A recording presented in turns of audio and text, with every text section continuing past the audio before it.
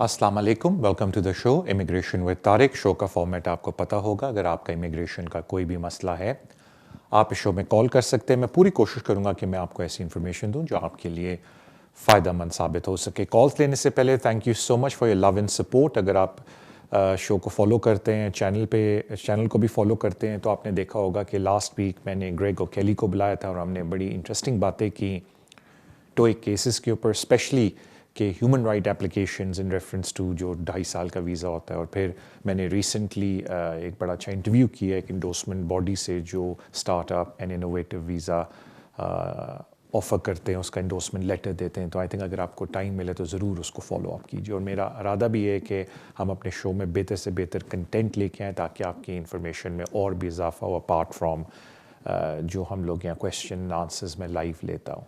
तो उसके लिए आपकी लव एंड सपोर्ट की ज़रूरत है और प्लीज़ शेयर करें, सब्सक्राइब करें चैनल को। Thank you so much. चलें फिर आप कॉल्स का सिलसिला अब हम शुरू करते हैं। अपने पहले कॉलर की तरफ चलते हैं। अस्सलाम वालेकुम। हेलो। अस्सलाम वालेकुम जी। तारिक भाई क्या हाल है? ठीक ठाक है? वालेकुम अस्सलाम मेरे भाई।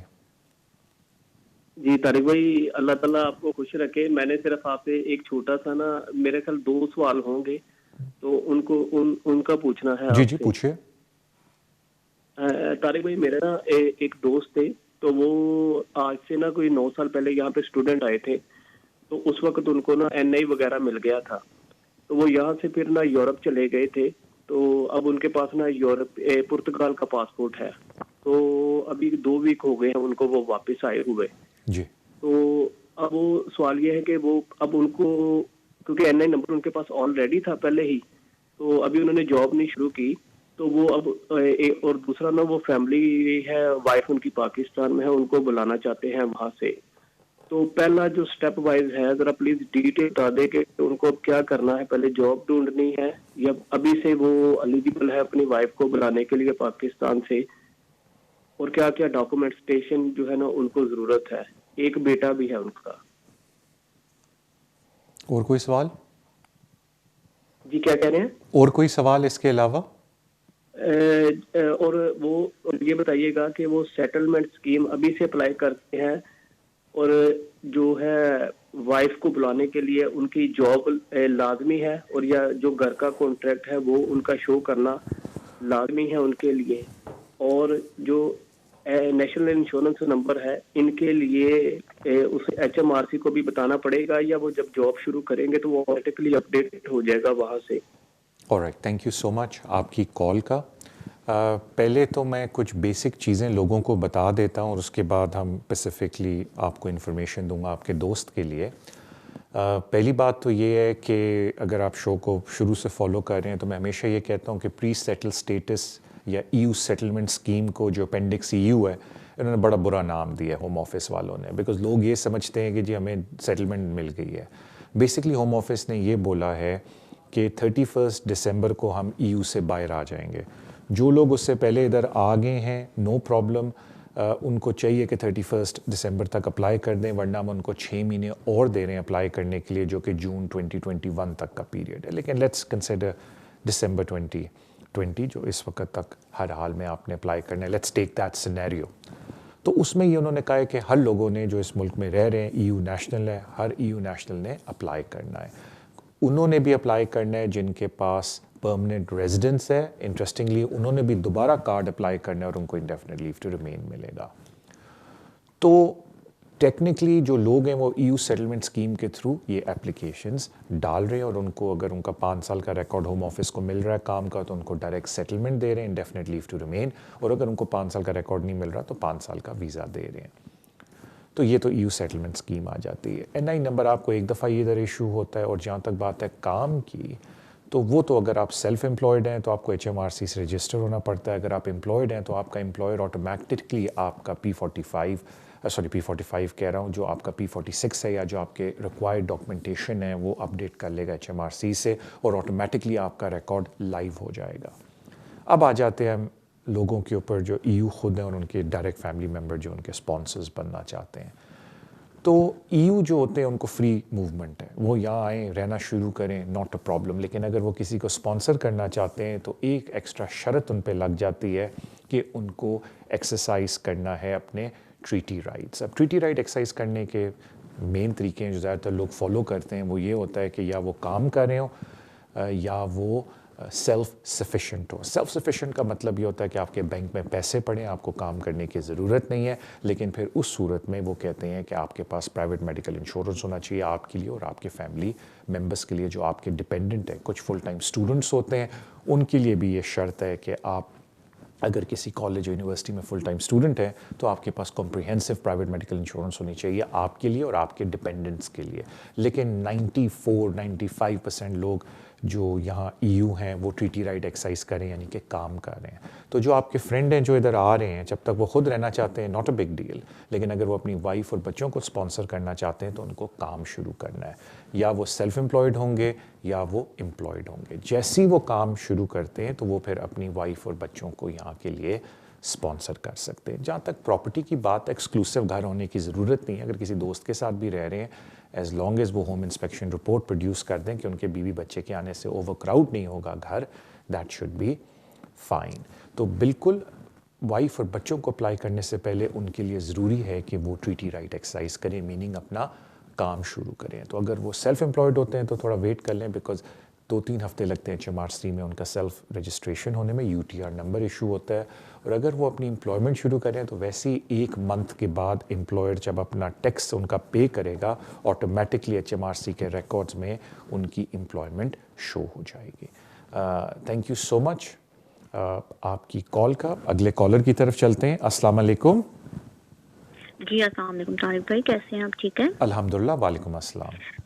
جی طارق بھائی, مجھے آپ سے کوشچن پوچھنے تھے کہ میں اسپاؤس پہ آئی ہوئی ہوں اور میرا فرسٹ ایکسٹینشن کے لیے میرا اپلائی ہوا ہے IDV کے ذریعے.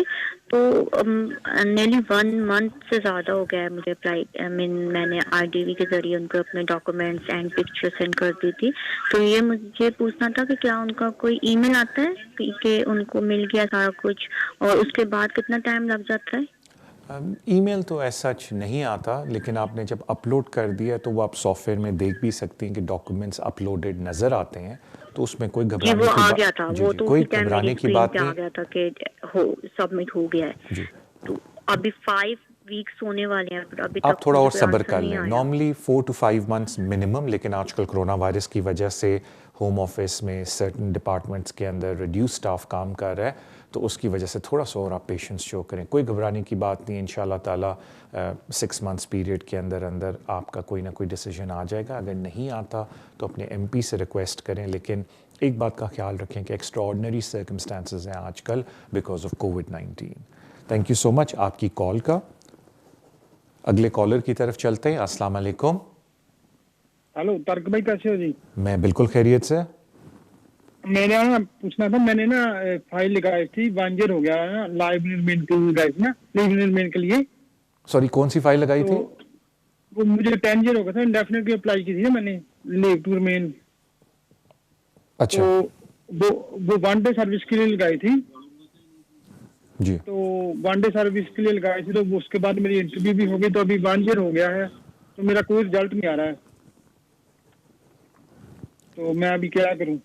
بہتر یہ ہے کہ آپ اپنے MP سے رابطہ کریں اور آپ اپنے MP کو بولیں کہ ہوم آفس سے رابطہ کرے, اور ہوم آفس امید کرتا ہوں کہ MP کو کوئی فیوریبل جواب دے گا اور یا آپ کی فائل تھوڑی بہتر ہو جائے گی.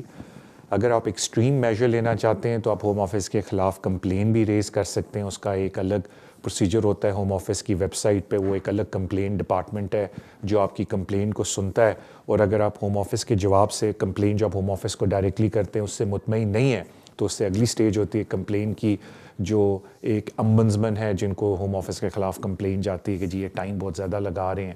تو میرے خیال سے پہلے MP کو کریں. اگر آپ اس سے مطمئن نہیں ہیں تو آپ ہوم آفس کے خلاف کمپلین بھی ریز کر سکتے ہیں. مجھے آپ کے کیس کا میرٹ کا نہیں پتا, تو مجھے نہیں پتا آپ کے کیس میں کیا میرٹ ہے. میں صرف یہ بتا رہا ہوں کہ اگر آپ بہت زیادہ اپسیٹ ہیں کہ ہوم آفس بہت زیادہ ٹائم لگا رہا ہے اور اننیسیسری آپ کو ہارڈ شپس ہو رہی ہیں اس کی وجہ سے, تو پھر کمپلینٹ ہی ایک طریقہ ہے. لیکن پہلے آپ MP سے بات کر لیں, اور اگر آپ کے اچھے MP ہیں وہ ہوم آفس کو کافی ہارڈ پش کریں گے, اور امید کرتا ہوں کہ ہوم آفس اس پہ جواب دے دیں. تھینک یو سو مچ آپ کی کال کا. اگلے کالر کی طرف چلتے ہیں. السلام علیکم. ہیلو. ہلو. جی السلام علیکم. وعلیکم السلام. طارق بھائی کیسے ہو آپ؟ میں بالکل خیریت سے. تھینک یو سو مچ بھائی فار آسکنگ.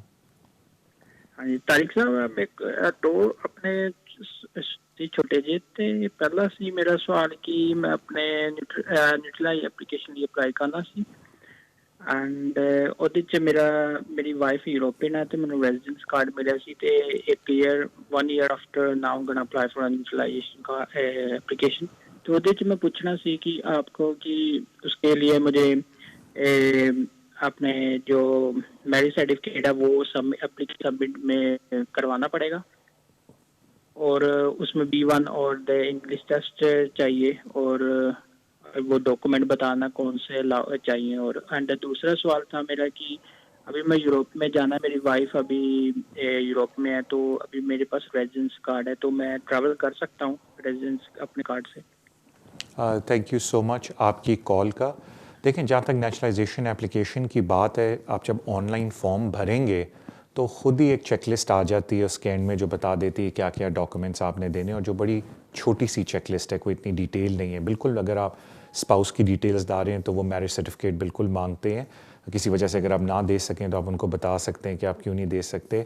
यस, सबसे मेन चीज़ जो होती है, जो यूरोपियन लॉ के तहत सेटलमेंट हासिल करके नेशनलाइजेशन अप्लाई करते हैं, उनको इंग्लिश टेस्ट देना पड़ता है. बिकॉज जब आपने सेटलमेंट हासिल की थी यूरोपियन लॉ के तहत, रेगुलेशन के तहत, आपको इंग्लिश टेस्ट देने की ज़रूरत नहीं थी. लेकिन जब आप नेशनलाइजेशन अप्लाई करेंगे तो आपको life in the UK and English ability test pass करना पड़ेगा. जहाँ तक बात है यूरोप ट्रैवल की, अगर आप अपनी वाइफ के साथ जा रहे हैं, जो EU है, देखने में आया कि EU की जो उनकी स्टेट है वो आपको आने देती है. लेकिन अगर आप ऑन योर ओन जा रहे हैं और वहाँ का रेजिडेंट कार्ड नहीं है, इट इज़ हाईली रिकमेंडेड कि आप प्रॉपर वीज़ा लेके जाएँ, वो आपके लिए ही बेहतर है. थैंक यू सो मच आपकी कॉल का. अगले कॉलर की तरफ चलते हैं. अस्सलाम वालेकुम. हेलो. हेलो जी, अस्सलाम वालेकुम. अस्सलाम वालेकुम जी. मैंने एडनबरा से बोल रहा हूँ जाहिद. मैंने पूछना था, मेरी वाइफ का ना वीज़ा ख़त्म होने वाला है, 1 वीक रह गया है जी. अभी तक उन्होंने एक टेस्ट और लाइफ इन UK कर लिया क्लियर, अभी B1 रहता है. वो 1 दिन पहले की डेट मिली है. अब हमें क्या करना चाहिए, क्या होगा? 5 साल पूरे तकरीबन हो गए. स्पाउस वीज़े पे आई थी थैंक यू. 2015 पे. ठीक है, थैंक यू जी. आप प्लीज डिटेल से बता दें हमें. देखें जी, इसमें कोई इतनी ज़्यादा डिटेल की तो बात है नहीं. आप ये ज़रूर कर सकते हैं कि अगर आप अप्लाई कर दें, जब उनका टाइम पूरा होता है, होम ऑफिस से रिक्वेस्ट करें कि एक्सेप्शनल सर्कमस्टांसेस की वजह से डिस्क्रेशन अप्लाई करें और डिसीजन ना दें. हम जैसे ही पास करेंगे टेस्ट, हम आपको रिज़ल्ट दे देंगे. क्योंकि कोविड की वजह से हमने टाइमली मैनर के ऊपर कोई डेट नहीं मिली. तो आप यही कर सकते हैं, इसमें कोई इतनी लंबी बात करने की बात नहीं है. और आप उम्मीद ये रखें कि होम ऑफिस डिस्क्रेशन आपके फेवर में अप्लाई करे, और वो बाद में जब आप इंशाल्लाह उनका टेस्ट पास हो जाए तो आप बाद में भी उनको वो भेज सकते हैं. बिकॉज़ आपको पता होगा कि जब आप एक दफ़ा एप्लीकेशन ऑनलाइन डाल देते हैं तो फिर आपके पास टाइम होता है डॉक्यूमेंट अपलोड करने के लिए. तो अपलोड के वक्त आप वो इंग्लिश टेस्ट अपलोड कर सकते हैं, लेकिन आपको उस वक्त कंडीशन ये है कि आपको होम ऑफिस की डिस्क्रेशन के लिए वेट करना पड़ेगा या उनसे रिक्वेस्ट करनी पड़ेगी. आई थिंक वेट करना गलत वर्ड है. उनसे रिक्वेस्ट करनी पड़ेगी कि जी कोविड की वजह से हमने टाइमली मैनर पे अपॉइंटमेंट नहीं मिल सकी. और आजकल देखने में भी आया कि होम ऑफिस काफ़ी रिलैक्सड है इन चीज़ों के बारे में. ये नहीं कि आप बिल्कुल ही टेस्ट ना दें और वो आपको वीज़ा दे दें सेटलमेंट का, not really that, but relax in the sense कि अगर आप बाद में टेस्ट दे रहे हैं, कोविड की वजह से आपको टाइमली मैनर पे टेस्ट की डेट नहीं मिली, लेकिन एप्लीकेशन क्योंकि आपकी डेडलाइन आ रही है, आपको डालनी पड़ रही है, जिस तरह अभी आपको पता है 27 अक्टूबर के बाद फ़ीसें बढ़ जाएंगी, तो अक्सर लोग उससे पहले एप्लीकेशन डालेंगे. तो बिल्कुल आप उनसे ये रिक्वेस्ट कर सकते हैं. फिर होम ऑफिस की डिस्क्रेशन है कि वो इस बात को आपके फेवर में करें ना करें. लेकिन देखने में आया है, जो मैंने 1-2 केस देखे कि वो डिस्क्रेशन कोविड की वजह से आपके फेवर में ही दे रहे हैं, एज लॉन्ग एज आप बाद में टेस्ट टाइमली मैनर के अंदर पास कर लें. थैंक यू सो मच आपकी कॉल का.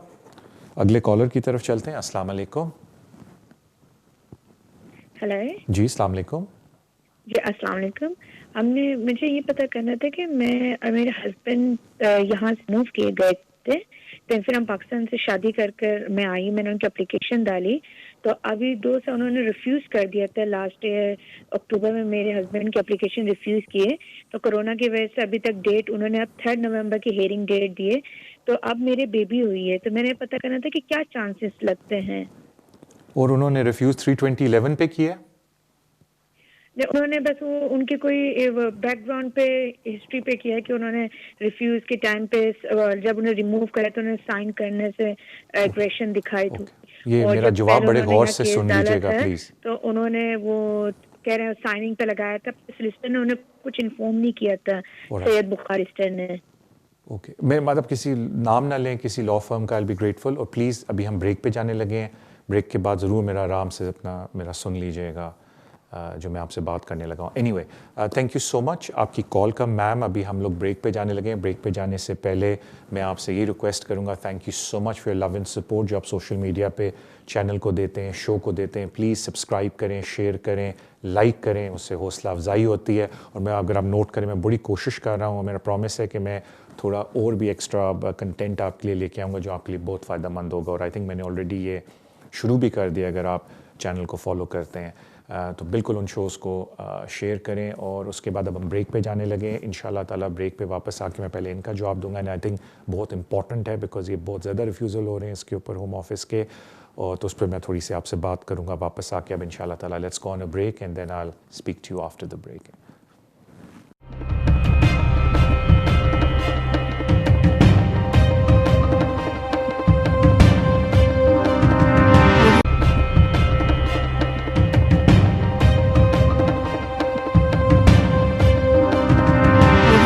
Welcome back to the show immigration with Tariq. ایک بہت ہی اچھا سوال مجھ سے پوچھا گیا, ویری انٹرسٹنگلی.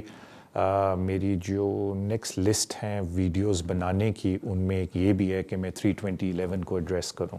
بیکاز ریسنٹلی کیا دیکھنے کو آیا, اور کچھ عرصے پہلے سے یہ پریکٹس ہوم آفس کی شروع ہو گئی ہے, کہ اگر کسی بندے نے یہاں اوور اسٹے کیا ہے تو ظاہری بات ہے اگر وہ کسی سے شادی کرتے ہیں اور یا ان کے انسماؤنٹیبل آبسٹیکل نہیں ہے یا کوئی ان کا یہاں گراؤنڈ نہیں بنتا ویزا اپلائی کرنے کا, تو پھر اپلیکنٹ یہ کرتے ہیں کہ وہ اپنی ہوم کنٹری میں چلے جاتے ہیں اس امید سے کہ بھئی ہم برٹش سے شادی کی ہے یا indefinite leave to remain person کے ساتھ شادی کی ہے, یا اپینڈکس ایف ایم کے اندر جب ہم اپلائی کریں گے ان ادر ورڈز ہمیں ری انٹری بین تو لگے گا نہیں. لیکن امیگریشن رول جو 32011 ہے اس کے دائرے میں وہ آ جاتے ہیں. اگر انٹری کلیئرنس آفیسر یہ سوچے کہ جی جو آپ کا کنڈکٹ تھا ان دا پاسٹ ہوم آفس کے ساتھ اس ملک کے اندر وہ اتنا برا تھا کہ ہم آپ کو 32011 کے اندر ریفیوز کرتے ہیں, تو وہ جو ریفیوزل ہوتے ہیں ان پہ پھر آپ کو رائٹ آف اپیل ملتی ہے اور آپ کورٹ کے اندر جاتے ہیں. تو ابھی آپ نے ایک بہت انٹرسٹنگ مجھ سے بات کی کہ بھئی اس کیس میں ہمارا چانس کیا ہے. تو پہلی تو بات ہے کہ میں کیس اسپیسیفک آپ کو ایڈوائس نہیں دے سکتا اور نہ میں نے آپ کا پورا کیس پڑھا ہے. ہاں البتہ میں دو باتیں آپ سے ضرور بولوں گا جو 32011 کے ساتھ بیٹھتی ہیں اور کیا چیز کورٹ میں ایکسپیکٹ کرتا ہے ایک جج.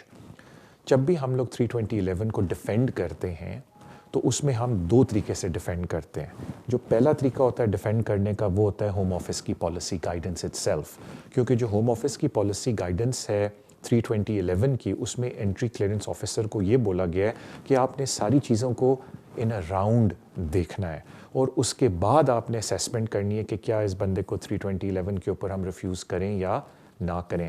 زیادہ تر جو میں نے ڈیسیجن ہوم آفس کے دیکھیں 32011 کے, اس میں وہ صرف ایک پہلو کو دیکھتے ہیں کہ جی آپ نے اوور اسٹے کیا, آپ نے یہ کیا, آپ نے وہ کیا اور آپ کو ہم نے ریموو کر دیا. وہ اس بات کو نہیں دیکھتے کہ آپ خود اپنے مطلب اکثر کیسز میں ہوتا ہے کہ وہ کہتے ہیں جی آپ پھر خود چلے گئے. ریموو والے کیسز کا ڈیفرنٹ ایک ہوتا ہے ڈیفینس ہوتا ہے, لیکن زیادہ تر یہ میں نے دیکھا ہے وہ کہتے ہیں جی پھر آپ خود چلے گئے, کیونکہ زیادہ تر یہ جو لوگ جاتے ہیں اپنے خرچے پہ جاتے ہیں, اپنی مرضی سے جاتے ہیں اور بعد میں اپینڈکس ایف ایم کے انڈر اپلائی کرتے ہیں. تو یہ چیز وہ اسیس نہیں کرتے کہ بندہ اپنی مرضی سے گیا ہے اور قانون کو فالو کرتے ہوئے گیا بیکاز وہ یہاں رہ کے اوور اسٹے تھا آلریڈی, لیکن وہ یہاں رہ کے انہوں نے اپلیکیشن نہیں ڈالی ہے. یعنی کہ وہ کونز اینڈ پروز کو ایکولی اسیس نہیں کرتے, تو وہ ایک ایرر آف لا بنتا ہے کیونکہ پالیسی گائیڈنس کو انہوں نے فالو نہیں کرتے. اب میں نے ڈیسیجن نہیں پڑھا تو میں نہیں بتا سکتا کہ انٹری کلیئرنس آفیسر نے دونوں چیزوں کو دیکھا ہے یا نہیں دیکھا. تو ایک تو ڈیفینس یہ بنتا ہے کہ جی جو پالیسی گائیڈنس ہے وہ کہتی ہے کہ دونوں چیزوں کو دیکھنا ہے کہ بندے نے کیا اچھی حرکت کی کیا بری حرکت کی, لیکن انٹری کلیئرنس آفیسر نے صرف بری حرکتوں کی لسٹ بنا کے دی ہے, اچھی حرکتوں کی لسٹ بنا کے تو دی نہیں کہ بھی بندہ اپنے خرچے پہ گیا ہے یا اس نے خود ڈیسائیڈ کیا ہے کہ میں جا رہا ہوں اور لیگل طریقے سے اس نے دوبارہ اپلائی کر کے اس ملک میں آنے کی کوشش کی ہے.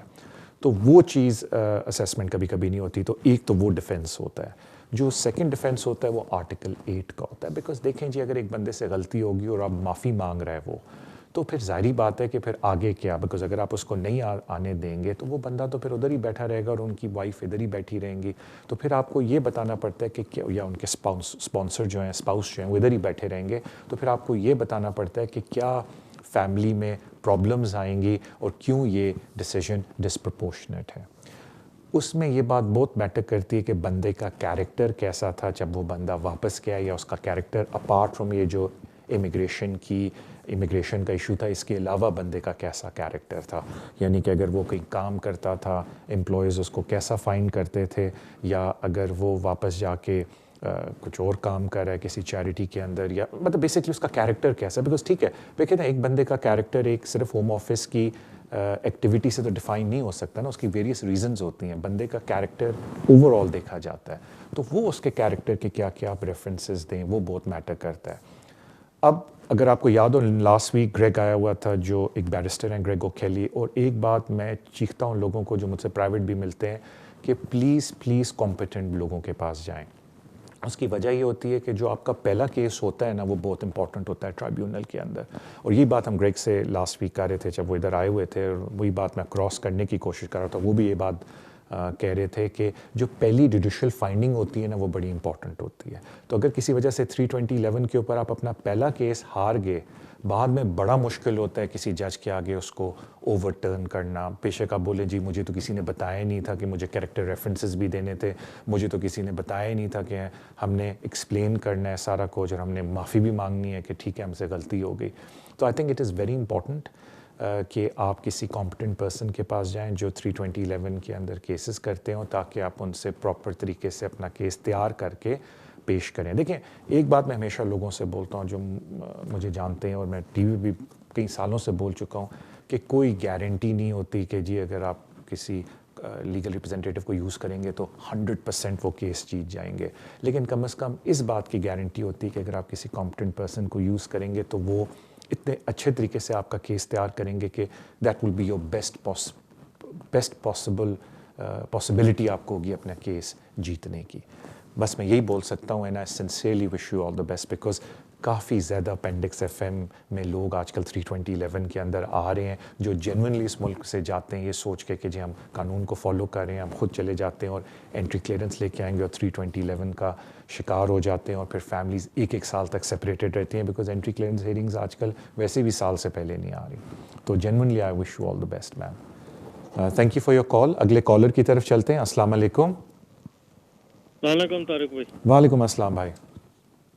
طارق بھائی میں نے یہ پتا کرنا تھا کہ میرا دوست ہے, اس کو آؤٹ آف رول ملی تھی 3 ایئر ڈسکریشنری لیو, 6 سال کے بعد اس کو انڈیفینٹ ملی تھی. جی.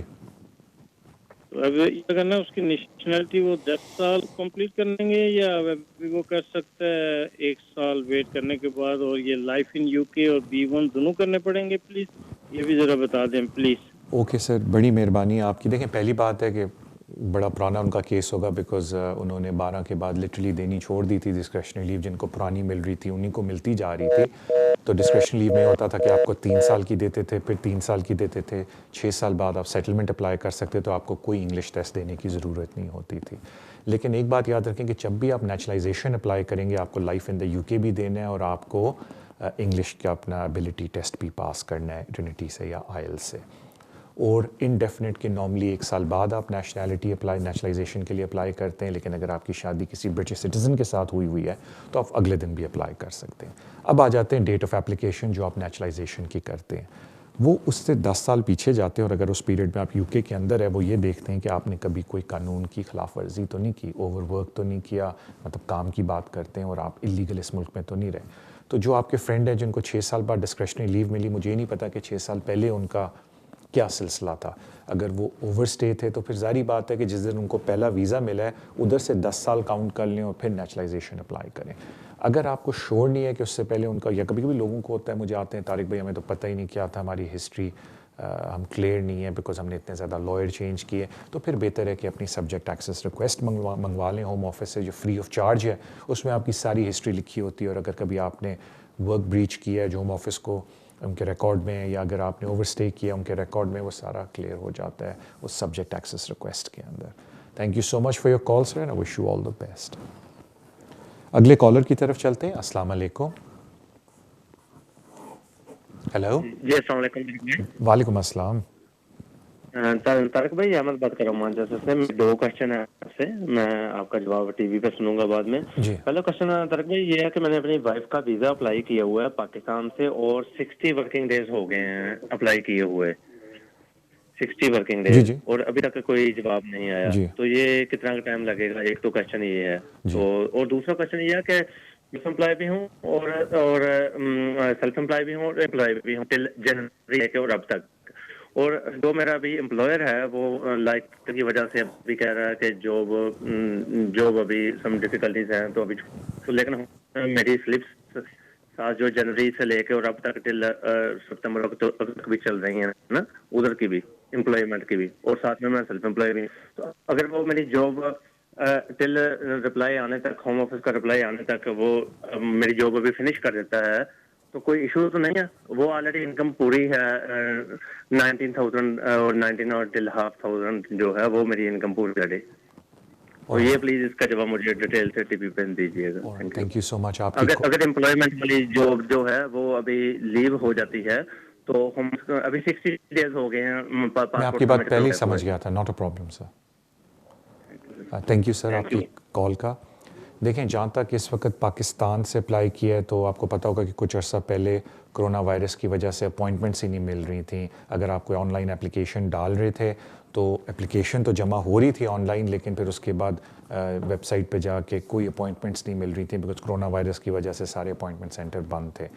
تو میں بار بار لوگوں کو یہ ریکویسٹ کرتا ہوں کہ کرونا وائرس کا افیکٹ صرف اپوائنٹمنٹ سینٹرز پہ نہیں ہوتا, کرونا وائرس کا افیکٹ کیس ورکرز پہ بھی ہوتا ہے, بیکاز فل اسٹاف کیپیسٹی پہ اگر ہوم آفس یا ان کا اوورسیز ڈپارٹمنٹ کام نہیں کر رہا تو ظاہری بات ہے فل کیپیسٹی کے اوپر ڈیسیجنز بھی نہیں ہوں گے, تو تھوڑا ٹائم لگے گا. جہاں تک بات آتی ہے امپلائمنٹ کی, پہلی بات تو یہ سر کہ جب آپ اپلیکیشن ڈال دیتے ہیں تو وہ آپ کا کٹ آف پوائنٹ ہوتا ہے, اس سے پہلے آپ کو امپلائمنٹ ساری اپنا پیریڈ کے حساب سے, اپینڈکس ایف ایم کے حساب سے جو فائنینشیل ریکوائرمنٹ ہے اس کو میٹ کرنا ہوتا ہے. بعد میں کچھ بھی اگر آپ کے ساتھ ہوتا ہے وہ ارریلیونٹ ہوگا with subject to that application, because آپ نے requirement at the point of application meet کرنی ہے. لیکن اگر آپ کی انکم ڈکریز ہوئی ہے, ویسے جنرلی بتا رہا ہوں کرونا وائرس کی وجہ سے, تو ہوم آفس نے اپنی گائیڈ لائن جو کرونا وائرس کی دی ہے اس میں ایکسیپشنز بھی لکھے ہیں کہ اگر آپ کی انکم کو افیکٹ ہوگا تو ہم کس طریقے سے اس کو اپینڈکس ایف ایم کے اندر کنسیڈر کریں گے. لیکن آپ پہ وہ اس لیے اپلائی نہیں ہوتا کیونکہ جب آپ نے اپلیکیشن ڈالی تھی اس وقت آپ کی انکم پوری تھی. ہاں اگر کسی وجہ سے خدا نخواستہ آپ ڈیسائیڈ کرتے ہیں کہ ہم نے ایک نئی اپلیکیشن ڈالنی ہے, پھر یہ کنسیشن ریلیونٹ ہو جائے گی بیکاز اب آپ اتنا اکارڈنگ ٹو یو نہیں کما رہے, تو پھر آپ وہ کرونا وائرس والی کنسیشن اپلائی کریں گے ہوم آفس کے اپینڈکس ایف ایم کے اندر. اس کی اب آپ کو زیادہ ڈیٹیل میں جانے کی ضرورت نہیں ہے کیونکہ آپ کا جو کٹ آف پوائنٹ تھا وہ اس سے پہلے آپ پورا کما رہے تھے اکارڈنگ ٹو یو, اور آپ نے آلریڈی اپلیکیشن جمع کرا دی ہے. تھینک یو سو مچ آپ کی کال کا. اگلے کالر کی طرف چلتے ہیں. السلام علیکم. ہیلو. ہیلو جی السلام علیکم. جی جی آپ اپنا سوال پوچھ لیں اور ٹی وی پہ جواب سن لیں. اچھا پر یہ آپ سے پوچھنا تھا, میں نے اپنے قسم کا ایکچولی وہ میری کرنے جا رہے ہیں, شادی کرنے جا رہے ہیں. پہلے تو اسٹوڈنٹ ہے, اس کے 6 بینڈ ہے گرل کے, تو میں نے اس کو ادھر منگانا تھا. تو پروسیجر کیا, اس کو کیا پیپر لگانے چاہیے, ہمیں کو ادھر اپلیکیشن ڈالنی چاہیے, ادھر سے انڈیا سے وہ کر سکتے ہیں. All right, so there's a person. All right, I'm very sorry. I've just lost you in translation. You can speak in English. Is the sponsor British and one of the spouses student on a student visa? Is this what you're trying to say? Student visa, yes. All right, okay, fair enough. Dekhein, if the sponsor is British and the person is on a student visa, the spouse or potential spouse, fiancé we'll call them. نہیں بھائی جان, student India سے ہے, بس دونوں student دونوں India میں ہیں, تو انہوں نے شادی کرنی ہے انڈیا میں. تو گرلز نے اسٹڈی بیس سے آنا ہے ادھر, تو انہوں نے اپنے ہسبینڈ کو, ابھی تو فیانسے ہسبینڈ نہیں بنا ہے, ابھی شادی کرنی ہے. تو یہ پوچھنا تھا اس کو کیا پروسیجر ہے, دونوں ادھر آ سکتے ہیں. اوکے یہ پوچھنا تھا. اوکے سوری میں ادر وے سمجھا تھا. تو اگر ان کی شادی ہو جاتی ہے وچ از امپورٹنٹ بیکاز اگر کوئی اسٹوڈنٹ یا یونیورسٹی میں آتا ہے لیول 7 سے اوپر پڑھنے کے لیے تو وہ اپنے ڈپینڈنٹ کو ساتھ لا سکتا ہے. تو وہ پھر ضروری ہے کہ شادی ان کی ہو کس فیونسے نہیں اپنے اسپاؤس کو. تو وہ جب شادی کر لیں تو ان میں سے جو بھی یہاں یونیورسٹی میں ایڈمیشن لے رہا ہے میک شیور کریں کہ اس لیول کے کورس میں ایڈمیشن لیں جس میں ان کو ڈپینڈنٹس کو ساتھ لانے کی اجازت مل جائے تو پھر ان کے ساتھ وہ ڈپینڈنٹ آ سکتے ہیں. بٹ ناٹ فیونسے, اسپاؤس ہونا ضروری ہے, شادی ان کی ہونی چاہیے. Thank you so much ma'am آپ کی کال کے. ڈو اپالوجائز, مجھے پہلے سمجھنے وہ تھوڑی لائن خراب تھی. اگلے کالر کی طرف چلتے ہیں. السلام علیکم. السلام علیکم جی, مجھے اپنے بچوں کی نیشنلٹی کے لیے پوچھنا ہے. جی ہم پوری فیملی اسپینش نیشنل ہیں, 1 سال ہو گیا ہمیں انڈیفینیٹ لیے ہوئے. تو آپ سے پوچھنا یہ تھا کہ بچے تینوں انڈر 18 ہیں کہ ہم بچوں کی نیشنلٹی یہاں کی اپلائی کر سکتے ہیں, لیکن ہم ماں باپ کو نہیں لینی لیکن بچوں کے لیے لینا چاہتے ہیں, ہم لے سکتے ہیں؟ All right, thank you so much ma'am آپ کی کال کا. ابھی بتایا جاتا ہے کہ ہمارا بریک کا ٹائم ہے. اگر آپ مائنڈ نہ کریں میم, ہم ابھی بریک پہ جائیں گے. بریک پہ واپس آ کے پہلے میں آپ کا جواب دوں گا and then we'll take some other calls. تو میں کال ڈراپ کر دوں؟ یس میم, اور پھر ٹی وی پہ بریک کے بعد آپ سن لیجیے گا. Thank you so much ma'am for your call. Thank you so much جو شو کو اس وقت دیکھ رہے ہیں, and thank you for your love and support. ابھی ہم بریک پہ جانے لگے ہیں. بریک پہ واپس آ کے ہمارا آخری سیشن ہوگا جس میں آل ٹیک سم مور کالس. سو ان شاء اللہ تعالیٰ see you after the break.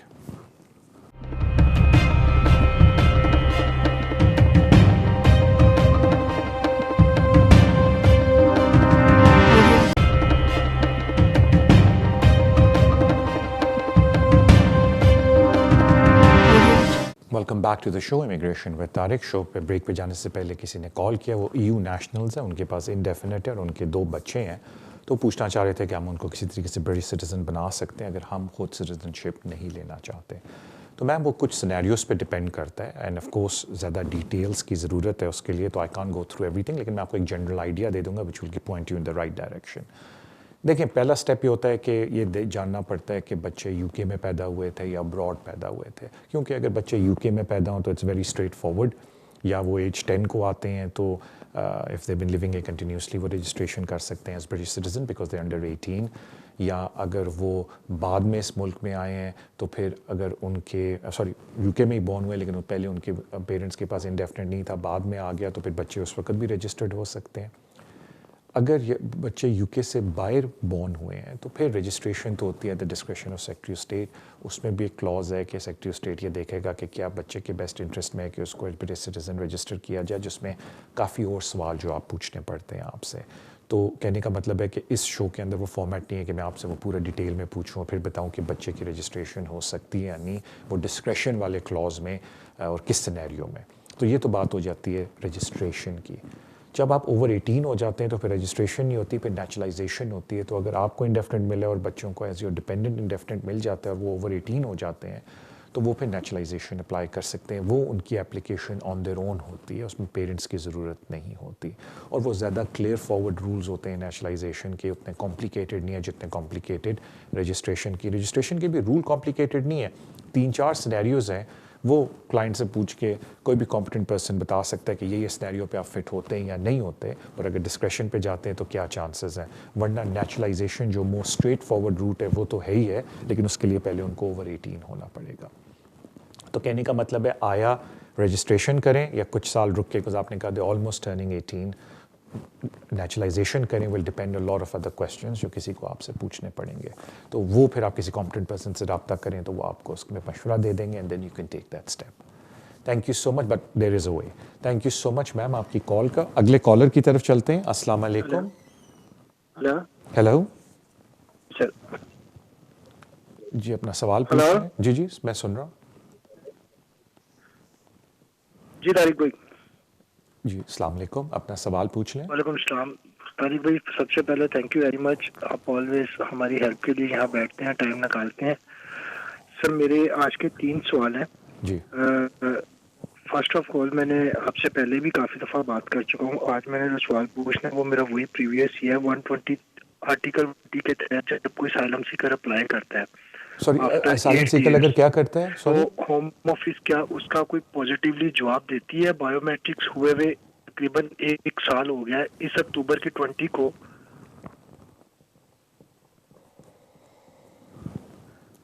Okay, और सेकंड सवाल?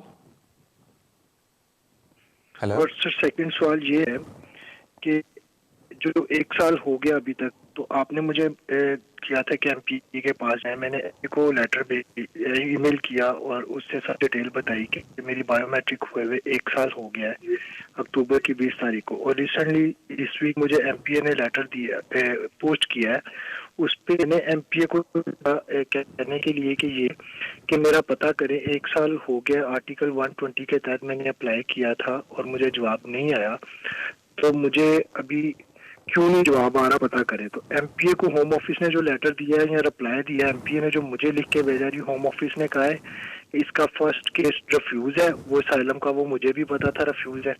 और सेकंड उसने बोला है होम ऑफिस ने इसका एक अभी एप्लीकेशन पेंडिंग पड़ी है जिसको हमने अभी तक टच ही नहीं किया। तो यानी एमपीए के मैं जवाब से कोई मुतमिन नहीं हूँ कि उसने क्या किया है मेरे लिए, वो तो मुझे भी पता है पेंडिंग पड़ी है। तो एमपीए को कहने का मकसद था कि वो उनको पुश करे होम को कि मेरी जो एप्लीकेशन ये मैं बायोमेट्रिक भी करवा के आया हूँ आर्टिकल 120 के तहत किया है, कि उसका होम ऑफिस मुझे कोई करे, उसका कोई निकाले हल, क्योंकि इतना अरसा हो गया मुझे। और थर्ड सवाल मेरा ये है, क्या मुझे इस सब को छोड़ के 7 ईयर ग्रोड पे जंप करना चाहिए या नहीं करना चाहिए, मुझे उसी का इंतजार करना चाहिए? Please, thank you very much. 7 year आपके बच्चे को कब हो जाएंगे? जी सर, उसको 7 साल हो गए उसके, क्योंकि 8 साल हो गए हम लोगों को इधर आए हुए। जब आपने सेक्शन वो असल में आर्टिकल 120 नहीं, सेक्शन 120, जब आपने वो अप्लाई किया था, बच्चे को उस वक्त 7 साल हो गए थे या नहीं हुए थे? सर उस वक्त 1 महीने के बाद इसने 7 साल हो जाना था, लेकिन उस वक्त नहीं हुए थे। और एक और बात बता दें, आपने पहले कभी असाइलम किया हुआ था? सर नहीं, पहले मैंने कभी नहीं किया था। मैंने 2012 में यूके में आके बस ठीक है, आप ज़रा मेरी बात गौर से सुन लीजिएगा प्लीज़। Thank you. ओके, मैंने क्यों पूछा कि आपने असाइलम कभी किया था, बिकॉज जिन लोगों ने असाइलम किया होता है वो फ्रेश क्लेम डाल सकते हैं लिवरपूल के अंदर। तो आपने कहा आपने कभी असाइलम नहीं किया, वो आर्टिकल 120 नहीं, उसको सेक्शन 120 बोलते हैं, वो स्टेटमेंट ऑफ एडिशनल ग्राउंड्स होता है। तो आपने already statement of additional grounds file कर दिया, लेकिन जब आपने statement of additional grounds file किया था उस वक्त आपके बच्चे को 7 साल पूरे नहीं हुए थे। तो प्लीज़ मेहरबानी करके एक नया updated statement of additional grounds उनको भेज दें, जिसमें उनको इस बात का इन्फॉर्म करें कि अब बच्चे को 7 साल हो गए, और अपनी लीगल रिप्रेजेंटेशन उस बेसिस के ऊपर डालें कि अब इमिग्रेशन रूल वो भी जो भी 276 AD जो भी बनता है वो मेरा बच्चा उसको फुलफ़िल करता है, तो उस बेसिस पे आप मेरे बच्चे को वीज़ा दें और फैमिली को वीज़ा दें। तो it is very important first of all कि अपना सेक्शन 120 को आप अपग्रेड करें और बताएं कि आप कौन से इमिग्रेशन रूल के अंदर पूरे उतरते हैं। It is very very important, ये पहली बात हो जाती है। सेकंड बात ये हो जाती है कि अगर आप लेट शो को ज्वाइन किया है, तो अगर आप एमपी से मुतमईन नहीं हैं तो एक कंप्लेंट्स डिपार्टमेंट है होम ऑफिस का, जिस पे आप कंप्लेन कर सकते हैं, और वो कंप्लेन का फिर जवाब होम ऑफिस का एक डिपार्टमेंट देता है। और अगर आप उस जवाब से मुतमईन नहीं हैं तो फिर आप एक एम्बुड्समैन है जिसको जाके फर्दर एमपी एम्बुड्समैन डिपार्टमेंट, जिसमें फर्दर होम ऑफिस की कंप्लेन करते हैं, और फिर काफ़ी ज़्यादा हलचल होनी शुरू हो जाती है। लेकिन आपके केस में एक बहुत बड़ा इशू है कि जो 7 साल आपके पूरे हुए हैं उसके बाद आपने 7 साल की एप्लीकेशन डाली नहीं है, तो वो जब टेक्निकली आप 7 ईयर की अभी डालेंगे तो क्लॉक ज़ीरो से शुरू हो जाएगी। तो बेहतर यह है कि पहले 7 ईयर को इंट्रोड्यूस करें अपने केस के अंदर, बिकॉज जब आपने एप्लीकेशन डाली थी उस वक्त 7 साल पूरे नहीं हुए थे और अब हुए हैं। और उसके बाद आपने जब टेक्निकली तो आपको 1 महीने बाद ही अपडेट कर देना चाहिए था उसको कि जी मैंने सेक्शन 120 के अंदर ये अपनी लीगल रिप्रेजेंटेशन भेजी थी, 1 महीने बाद आपने जवाब नहीं दिया, मेरे 7 साल पूरे हो गए, ये लें एडिशनल इन्फॉर्मेशन ले लें जो रेलेवेंट है मेरे सेक्शन 120 से कि अब मैं कानून के इस दायरे में भी आ गया, मुझे नहीं पता आपने इतनी देर वेट क्यों किया। तो I think that's very important. Thank you so much आपकी कॉल का। अगले कॉलर की तरफ चलते हैं। अस्सलाम वालेकुम। हेलो, अस्सलाम वालेकुम। हेलो हेलो जी, वालेकुम अस्सलाम। ये पूछना है, सवाल पूछना है। जी जी,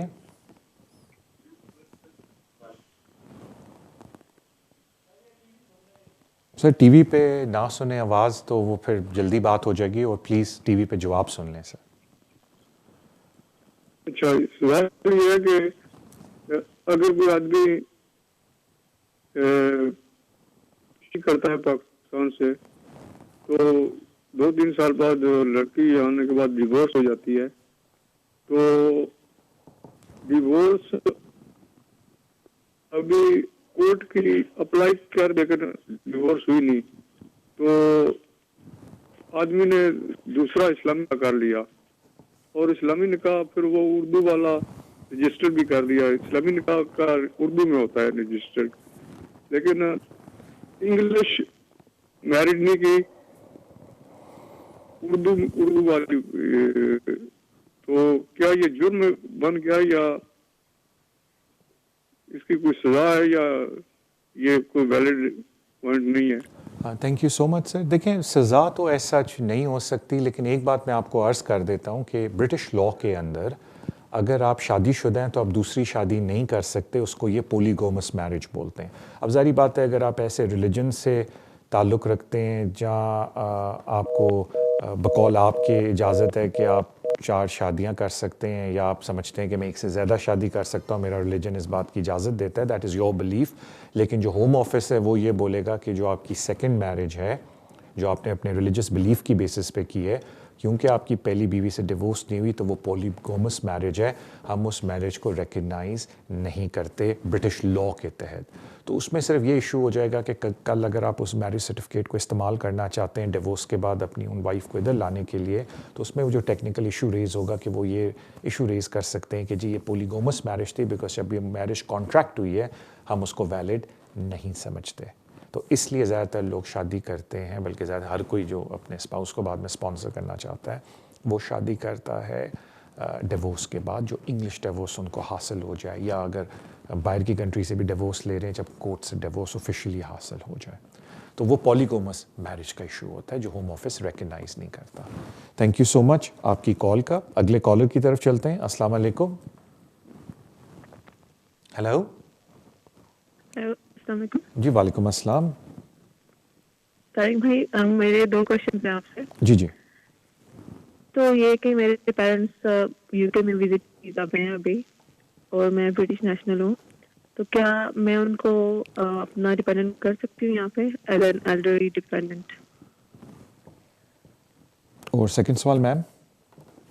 और सेकंड क्वेश्चन ये कि मेरा भाई स्टूडेंट वीजा पे है, वीजा एक्सपायर हुआ था 1 मई 2020 में।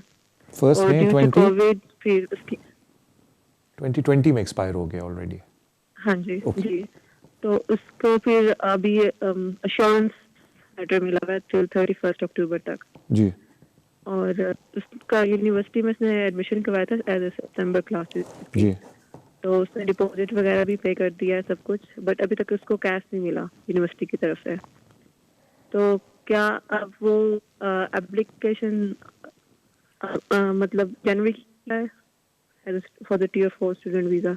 ओके, मैं आपको अब अर्ज़ कर देता हूँ। Thank you so much ma'am. आपके मैं रिवर्स ऑर्डर में चलता हूँ। जहाँ तक आपके भाई की बात है, अगर यूनिवर्सिटी उसको कैश इशू करके दे देती है, ऑफ कोर्स ये डिस्क्रेशन है यूनिवर्सिटी की, has to speak to the HR department, तो वो जो कोरोना वायरस की इस वक्त उन्होंने कंसेशन दी हुई है कि अगर आप कोई ऐसा वीज़ा अप्लाई करना चाहते हैं जिसके लिए आपको कंट्री छोड़ के अप्लाई करना है, तो आप यहाँ से भी अप्लाई कर सकते हैं और अपने रीज़न दे सकते हैं कि आपकी इनएबिलिटी है ट्रैवल करने की और इस वजह से आप यहाँ अप्लाई कर रहे हैं। तो वो फिर मैटर करता है कि इस वक्त ट्रैवल एडवाइस क्या है पाकिस्तान के लिए, या वो समझते हैं कि जी मुझे डर है, मैं हाई रिस्क हूँ कि मुझे वहाँ अगर कोविड हो गया तो मैं हाई रिस्क हूँ, मैं चाहता हूँ कि मैं वनरेबल भी हूँ कि मैं इधर से ही अप्लाई करूँ। तो वो डिस्क्रेशनरी बेसिस पे, जो कि देखने में आया कि होम ऑफिस डिस्क्रेशन एप्लीकेंट के फेवर में करता है, लेकिन उसमें सब्जेक्ट ये है कि एज ए स्टूडेंट वीज़े के लिए उनको कैश की मस्ट है, ज़रूरत है यूनिवर्सिटी से।